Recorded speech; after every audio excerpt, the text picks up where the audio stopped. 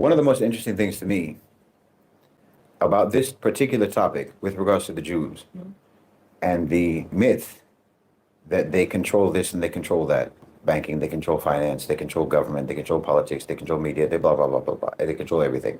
The most interesting thing to me about it isn't that people have come up with this, because we know already that the West has been saying this kind of thing. And we know obviously where this kind of thing leads, where it has led in the West time and time and time again. Hitler wasn't a one-off. You should understand that. The Nazis weren't a one-off. This wasn't a dear Lord, how could this ever have happened? It happened repeatedly. This isn't, this is part of the game that they play about themselves, that the lie that they tell about themselves, that Hitler was some kind of an anomaly. Hitler was not an anomaly in any way, shape, or form. In Western history. In Western history, in European history. No, he's absolutely a son of Europe, and not a bastard. He's an absolute, he's the heir apparent of Europe. As you can see now, they haven't stopped. They never gave up with this. You're supporting Ukraine now with their Nazis, with their Nazi flags, with their Nazi calls, their Heil Hitler, and you've got it in America, in the country that supposedly defeated the Nazis. You're full of neo-Nazis. You got your president doing the Nazi salute. So this is not an anomaly. Yeah. And you're not fooling anybody. We know exactly this is a very consistent thing with you. Yeah. So it's not strange to me that they came up with this. But the most interesting thing to me about it is how passionately people believe it, how passionately they defend it, how deeply invested they are in believing it and maintaining it. And when you tell them facts and data that demolish this myth, it's like you took away their security blanket. They're like a child, you took away their favorite toy.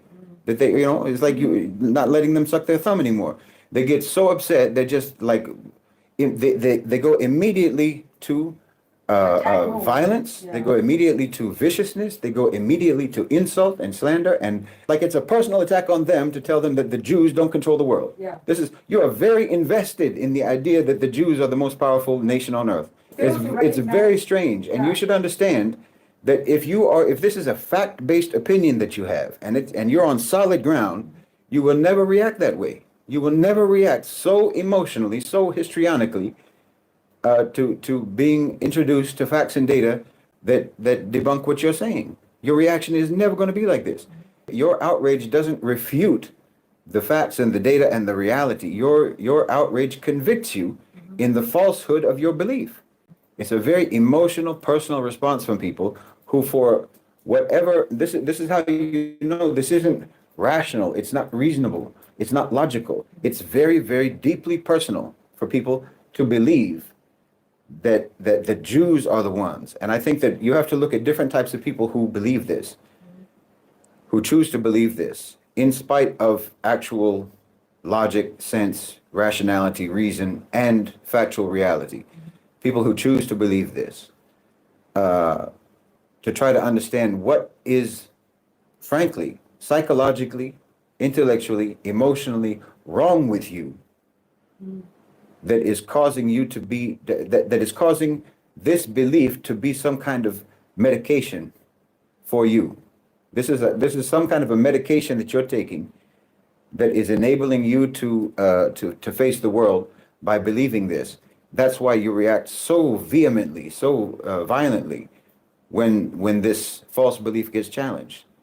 It's like I have insulted your mother when I say that the Jews don't run the world. Question yourself, why you feel that way? Why you take it so personally? I mean, are you a Jew? Are you Jewish?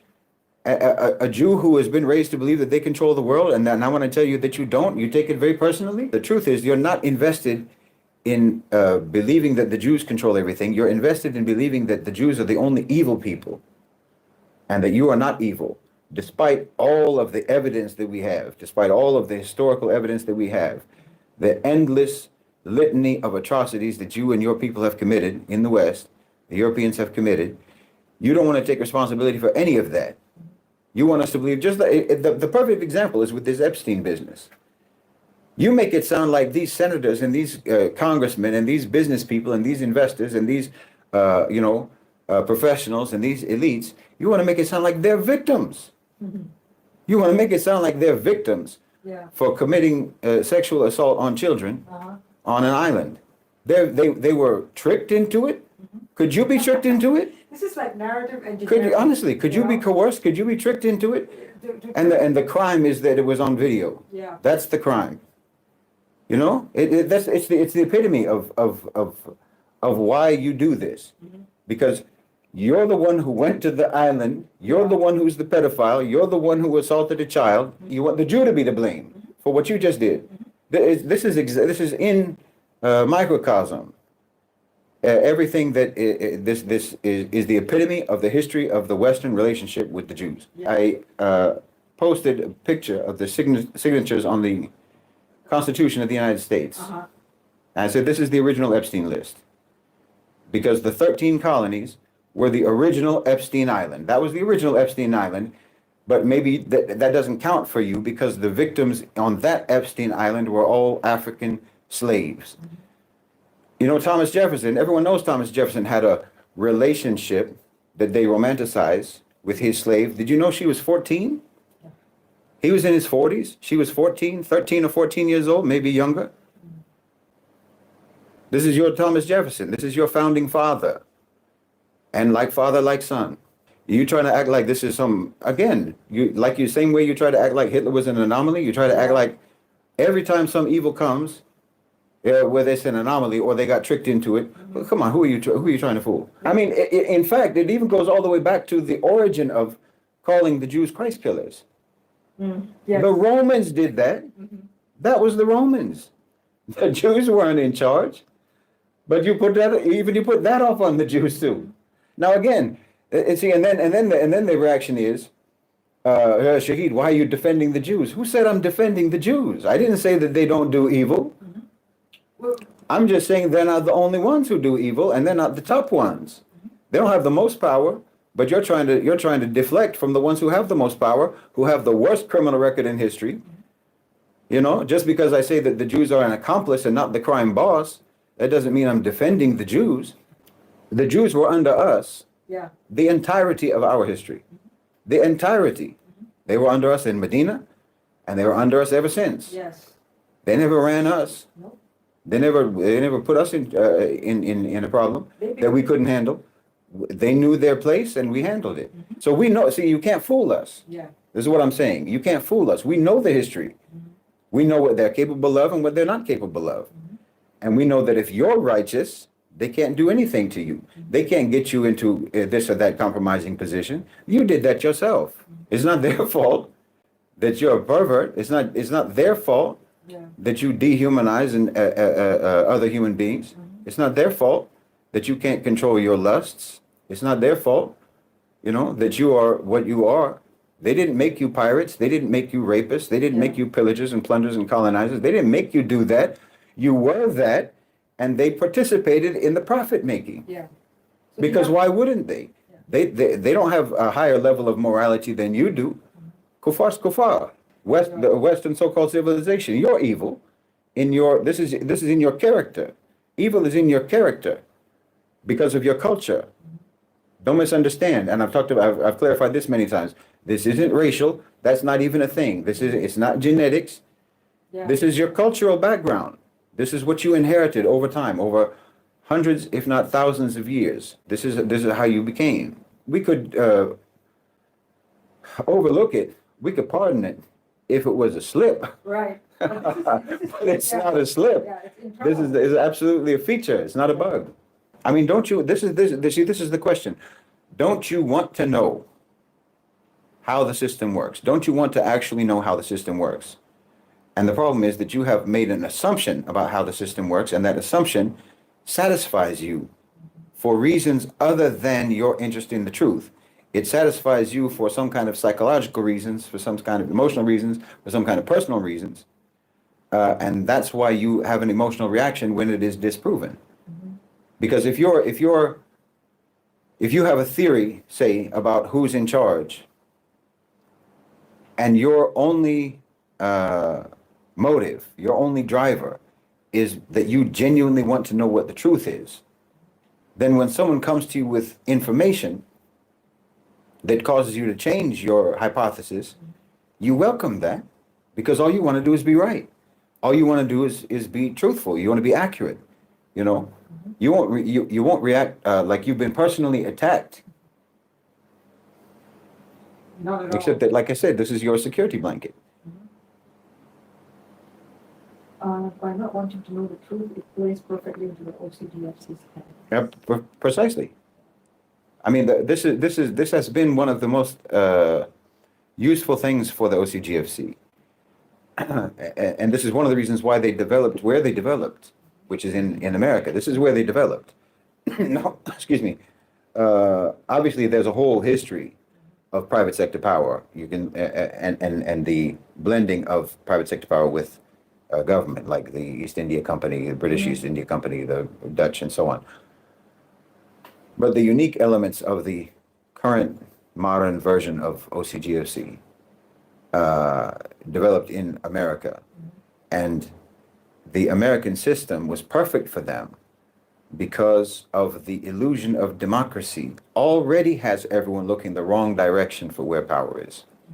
It already has, you already live in a system that is literally sustained by deception and lying to the public. It's literally sustained by that. This isn't hyperbole. I'm not just trying to talk rhetoric here. I mean, functionally, logistically, the power structure in America operates by sustained lies and deception and misdirection. So this provided a perfect situation for the rise of the OCGFC because everyone is always looking over there for what power is and where power is and who power is. So that allows the OCGFC to operate in the shadows. Although it's not in the shadows, it's just not where you're looking. There's plenty of light, but you're just not looking there because they've got you looking over here.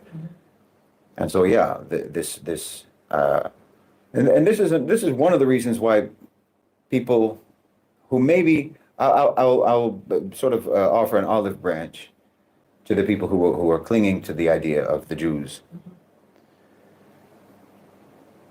The system is opaque. The system is complex. The system is hard to understand, it's complicated, it's confusing. And people want to be able to operate in the world with some kind of an understanding. People don't want to operate in the world like they're just blind and they have no idea what's going on. So you come up with ways to make it make sense to you.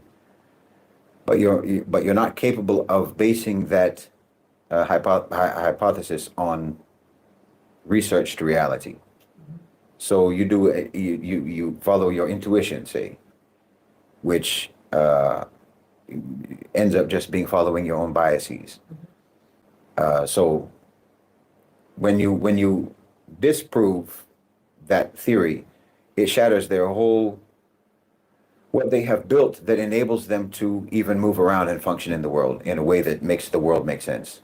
So on one level, that's why you have this very emotional personal reaction. But either way, I mean, grow up. This is how it is. If you can't actually operate in the world on the basis of truth, on the basis of reality, on the basis of facts, then withdraw from public discourse. Yeah. You know, and I've said it a million times. You don't have to engage in politics. You don't have to have an opinion. You don't have to be involved. This is not required of you. If it's beyond your God-given capacities, then there's no need for you to be involved in it. There's no blame on you for not being involved in it. Just live your life. If the Jews are not in control, why the world can't stop Gaza suffering? You see, you're assuming that everyone is moral except for the Jews, and that therefore everyone is being morally oppressed by the all-powerful Jews that are preventing everyone else from acting morally. Who told you they want to? Who told you that all of these other actors are interested in acting morally? They're not. America is not interested in acting morally. Europe is not interested in acting morally. This isn't something that has anything to do with the Jews. It has to do with, like I said, it's your own culture. It's your own belief system. It's your own history that shows what your culture and your belief system is, which is that morality has never mattered to you. Suffering has never been a bar on you proceeding with any agenda, any action. It doesn't matter to you. Yeah, why didn't they stop slavery 400 years earlier? You know, why did they do everything that they've done? Why didn't they stop the genocide of the Native Americans? Because they got something out of it, and they're getting something out of this. It's not because there was This is, a you have moral to, imperative. yeah, you have to understand this, morality is not a driver in policy. Power acquisition, power consolidation is. Profit maximization is. This is what drives policy. Because this is the system that you made. And this is the other thing I want to clarify. The system didn't make you like this. You made the system like this because you're like this.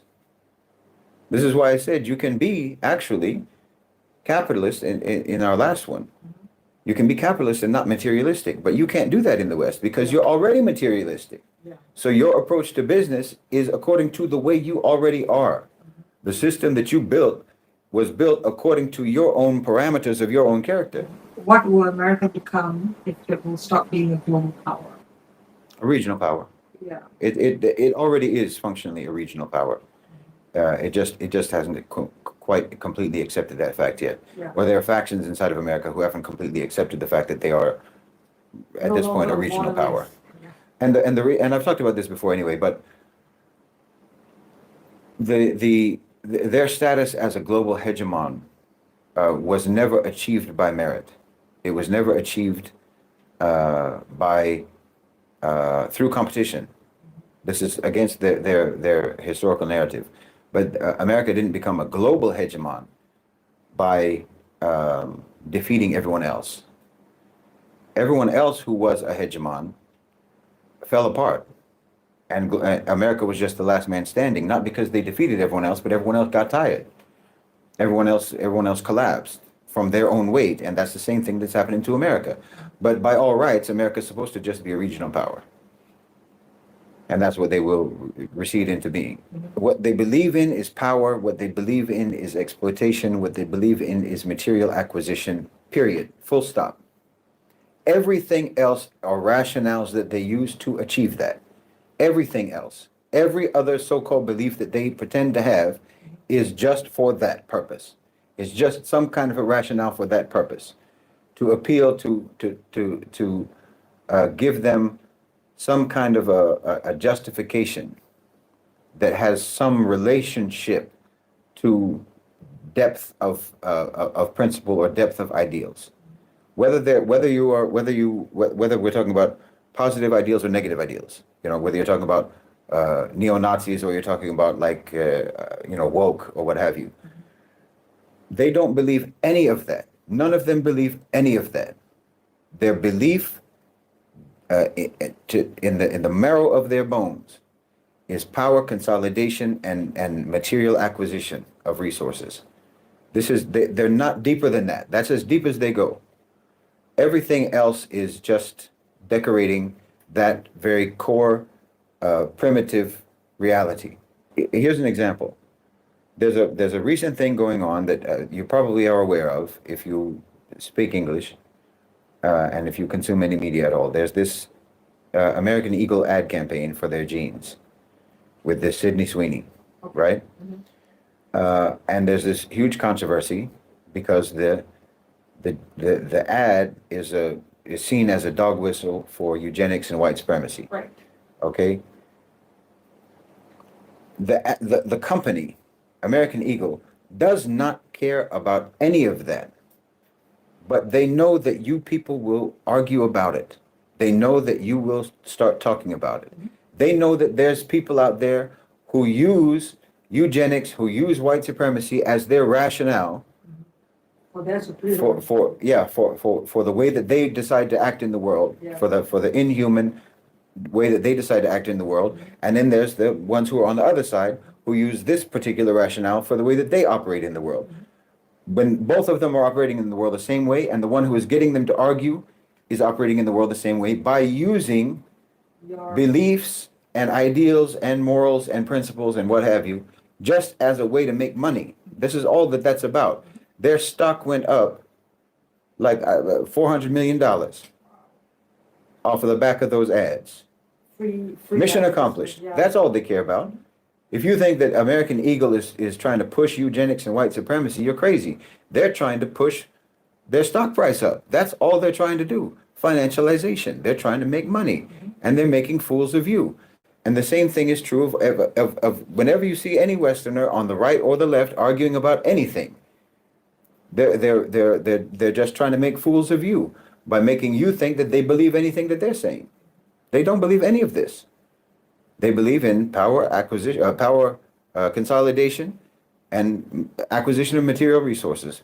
Full stop. That's it. That's as far as they go. That's as deep as they go.